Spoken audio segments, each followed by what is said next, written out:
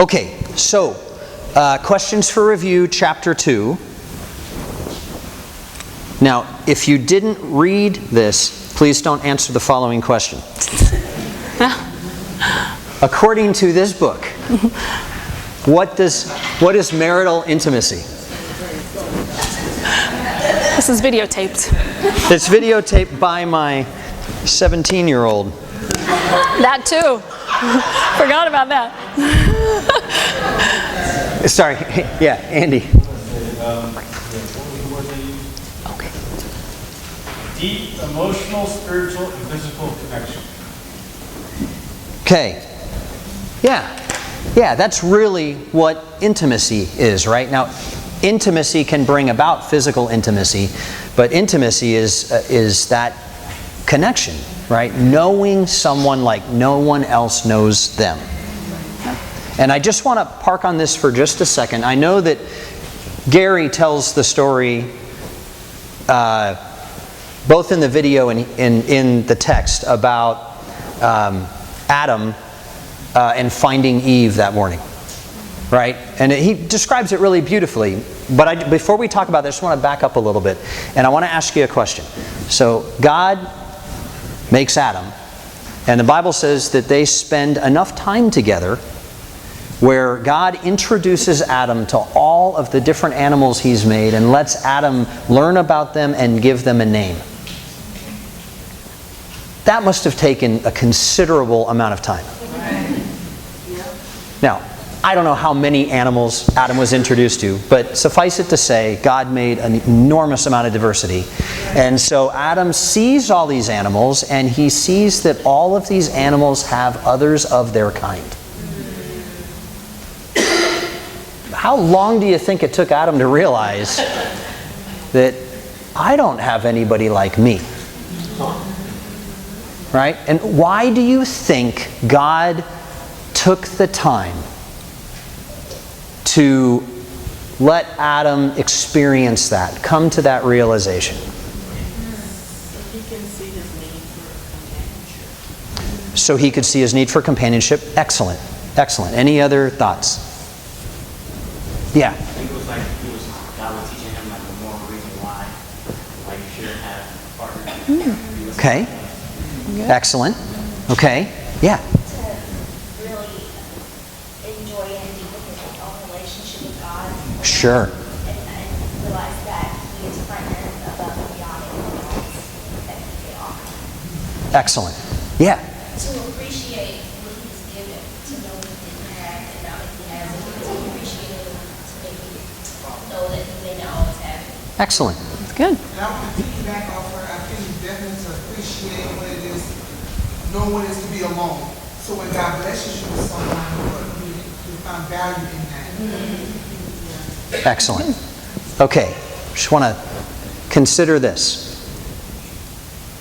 God is about to give Adam one of his kind. And then who's alone? God. Consider that maybe God wanted Adam to understand what he feels like and why he created people who would not be forced into a relationship with him. He created people who would, of their own accord, choose him so that he, as the Bible describes, could have his bride of volunteers presented to him. Consider that in Eden, we were still before the fall of man. We are in perfection. And yet God says there's something not good here. And what is it that's not good? Is it sin? No, it's loneliness. It's not good for you to be alone. I'm going to make a helper for you. Right? And of course then Gary tells the story so beautifully about how Adam says, you've got my skeleton, you've got my flesh, you are of my kind, right? And is blown over that there is someone for him, right? But from that point forward, who is left without a partner? It's God. And what are we doing? what are we doing with our Christian life? We're trying to fall in love with God in an ever-deepening way, right? And be faithful to Him so we can be presented back to Him as one of those who says, I want a relationship with you. And that is exactly what you are doing with your children. Okay? So with that said, we already talked about what is marital intimacy. Let's go on to... Go past. Say again? Oh, you don't have to do all that if you don't want to. It's up to you. Yeah, for what reason did God create woman and establish marriage? Well, I think you guys answered that, so we can skip on. So what are the 4 principles that govern family relationships, underlining the key words in each principle? This is sort of the important part of the chapter, so I want to make sure we do at least talk it through. What are the key principles that govern family relationships? Anybody know? Yeah, Bree. Say it again, I'm Do you sorry. want her to go back? Laying out the 4 principles. Sure, yeah. So principle 1 is that the husband-wife relationship is the first social relationship established in Scripture. Excellent. And then principle 2 is that the husband-wife relationship is primary in a network of dependent relationships. Okay. Principle 3, the husband-wife relationship must be viewed as the priority relationship in a family. Yeah, go ahead. It's perfect. You're getting an A+. Since it is the primary relationship, all other relationships are subject to that of husband and wife. Okay. So let's park on this for just a second, okay? So God has allowed Adam to experience loneliness except his relationship with his Creator. Then He brings Eve, and God says, this is good. This is very good. And what's missing from the garden? Children. Right?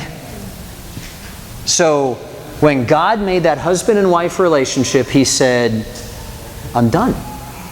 This is good. This is perfect. Right? They have everything they need in each other. Right? And it is essential, because it is countercultural, it is essential that we put into our hearts this biblical concept that children do not complete your family.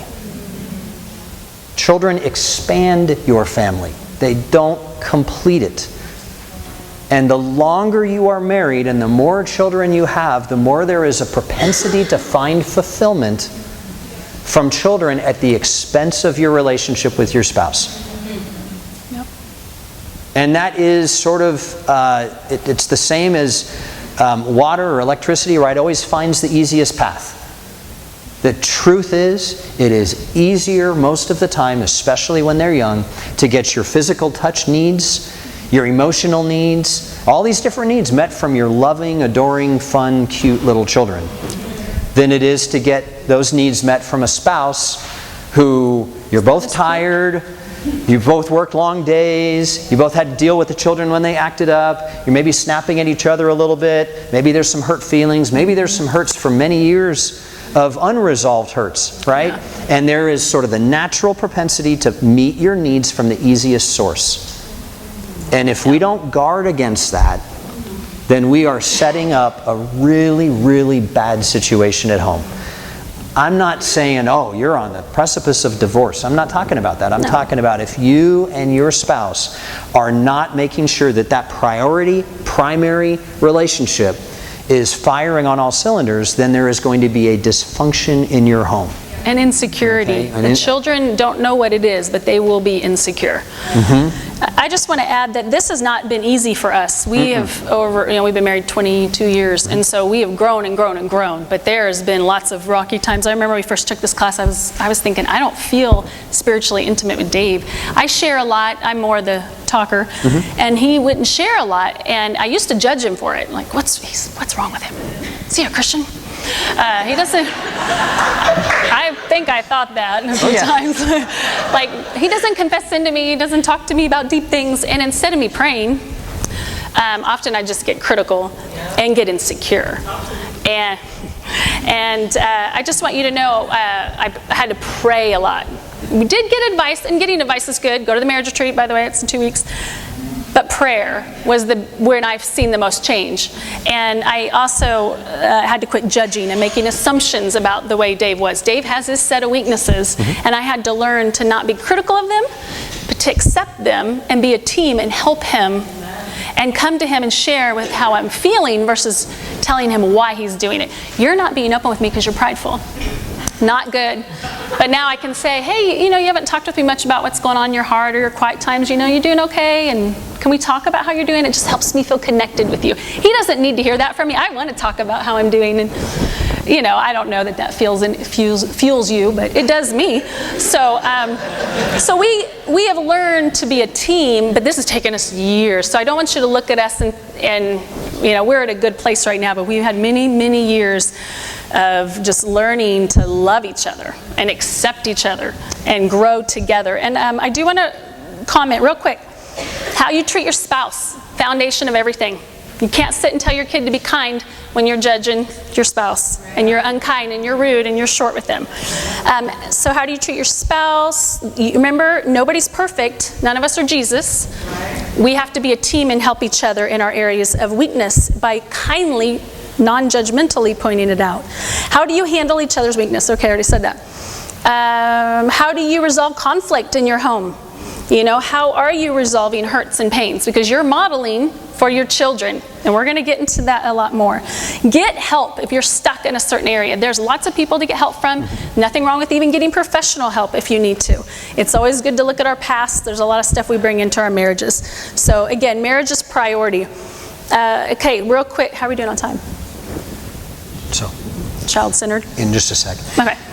So when we were going through premarital counseling with one of our favorite couples out in Los Angeles where we were dating, we would get with this couple every single week, and it would be like 55 minutes on everything that Dave is doing wrong.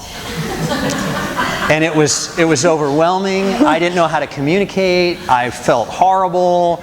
And then just as we would leave, Renee would say to Tammy, "Sister, now don't be self-righteous." And we would walk out to the car, and because we'd have to drive off together, and she would be like, "Oh, I'm so convicted." And I'd be like, "You're what?" That was 55 minutes on me. And she'd be like, "I'm so self-righteous." So I was, yeah. that's where we came from. But there was a time not that many years ago where I was just sort of struggling spiritually, lethargic, struggling to find a passion, a spark in my relationship with God, not being very vulnerable, just sort of in a quagmire, right? And Tammy was insecure about how her husband's doing, and so she began to make decisions in how she would treat me that were driven by fear. And I sensed that, and all it did was drive me deeper into my quagmire, right? And then Tammy started reading a book, and I don't remember if this is the Stop the Pain book. You can share what that was. But she started reading this book and decided that I am not going to live in fear. I'm not going to treat my husband in fear. I'm going to show him respect and love and be a partner. And I sensed that change immediately. And it's the strangest thing. I'd been in this quagmire, and as soon as I sensed that change, all of a sudden I started feeling sort of the freedom to do okay. It was weird how interdependent we are, right? And how important the scriptures are about husbands, love your wife the way that Jesus loved the church and laid his life down for them. And wives, submit to and respect your husband, right? God's wisdom is so far beyond ours. It is essential that we take care of that marriage relationship and be aware about if you are getting your needs met from your children at the expense of your spouse. And if you can't relate to that, then I would go so far as to say you are probably out of touch with it. Because I don't think I have ever met a couple that hasn't cycled in and out of that. Not necessarily with a 3-month-old, right? But as your kids start to get older and relational, when things get tough for you or in your relationship, it's water finds the easiest path, right? And if the easiest path is the relationship with your children, that is where you'll go to before you recognize you're doing it. Yeah. Okay, so we got to be aware. Okay. I will say, if you struggle with fear, or when you struggle with fear, what really helped me was studying out God's sovereignty and really believing that God chose Dave exactly the way he is for me, and chose me for him, and that it's okay that Dave has this weakness. We're going to pray about it, and with help, because he's a disciple, we'll work on it. So I just want to say, you're not a victim to your husband's weaknesses. Not if you have faith, right? Okay, so just pray and believe that God is in control. He knows, and he's with you, and if you believe that, it'll change in time. Okay, so we're in child-centered parenting here. So Tammy's going to talk a little bit about that, which is also question 4. Oh, do you want to read the question? Nope, go ahead. Okay, so how are we doing on time? Are we doing good? Yep, doing okay. All right, so they talked about family interdependence and family independence versus family interdependence. Did you guys catch that? Did anybody catch the difference? Anybody want to share? Somebody gave us the analogy of standing in a circle, holding hands, a family standing in a circle holding hands. Or does he say this in the book? I don't know where I got it. And everybody's looking at each other. That's an interdependent family. You're looking at each other. The goals of the family are togetherness, not the child in the center. The whole family is holding hands, looking at each other. But an independent family is everybody holding hands because you're connected really financially. But they're looking outside. The dad's looking out at his goals and his things. The wife's looking at hers. The children each are looking at their own life. They don't look at that they need each other. All of them. Your siblings need each other just as much as they need you. Okay, that relationship is vital. So it's important that you always evaluate this, because it's very easy for us to get off balance and for our kids to become the center of the family in every area. There was a teen, she actually was a Christian, and she said to my daughter, I can't wait to move out. I'm tired of listening to my parents. All I want is their money. I was like, oops, they missed a big principle there. No, but it's very easy for our children to only need us for chauffeuring, giving them money, right? Meeting their needs, and yet they never had to meet any of our needs. So how do we create that? I have some suggestions. Number 1 is talking. When you're talking, require your children to also listen to you. You shouldn't only be listening to them. I had to train my daughters that. And they're not going to do it naturally. All they care about is that you talk to them and they get to talk. So I would say, okay, so it's your turn now to ask me questions. How was my day? How was my quiet time? And then Dad's coming home, so let's go practice with Dad. So the girls would practice. And Dave, he has an Instagram page he created on... They created it for me. Oh, they created it for you. Okay. I'm not capable. Okay, sorry.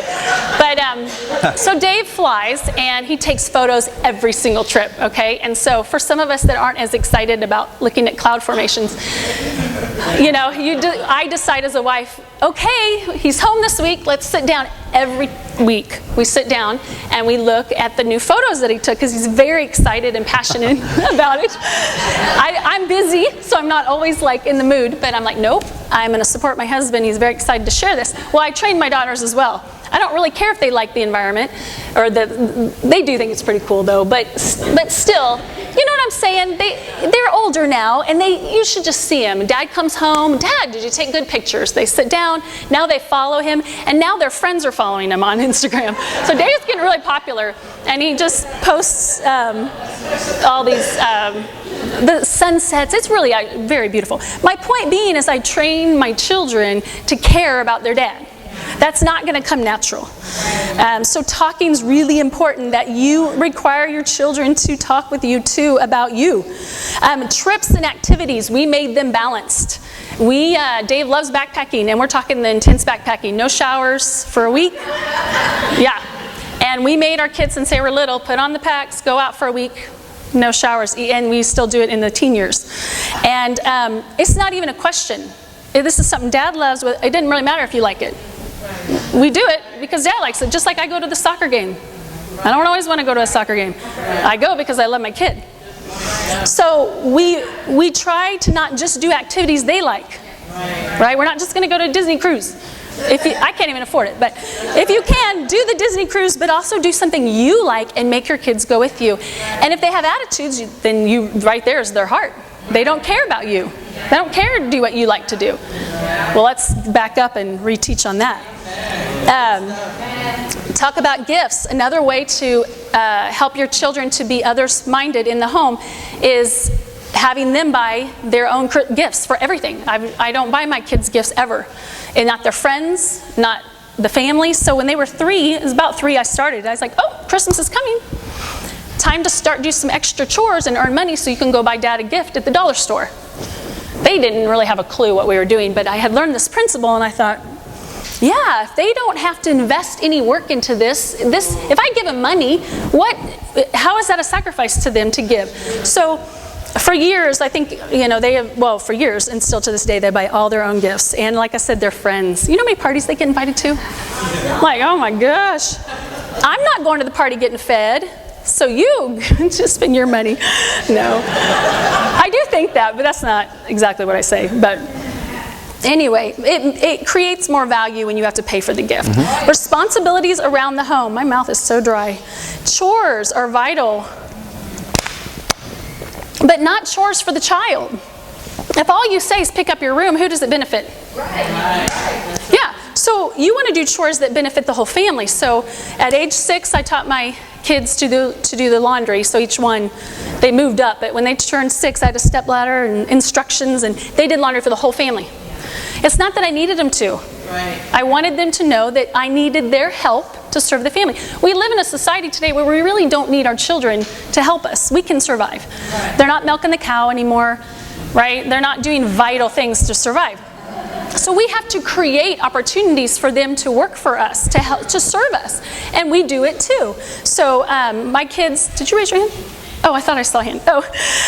So anyway, so just be mindful that the chores are not self-focused or self-serving, that the chores serve the whole family. So right now with this class going on, I needed some extra help. And so I asked Alex, hey, can you take over all the grocery shopping for me and picking it up?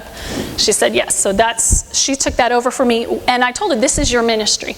What we're doing to serve the church, you're serving the church by helping me. She didn't have a problem with it, but we've been doing this for years. It wasn't the first time. When they were younger and we taught classes, they would work the childcare, and they don't get paid. We don't ever get paid to serve God. Like when we're serving the church, we don't ask for money.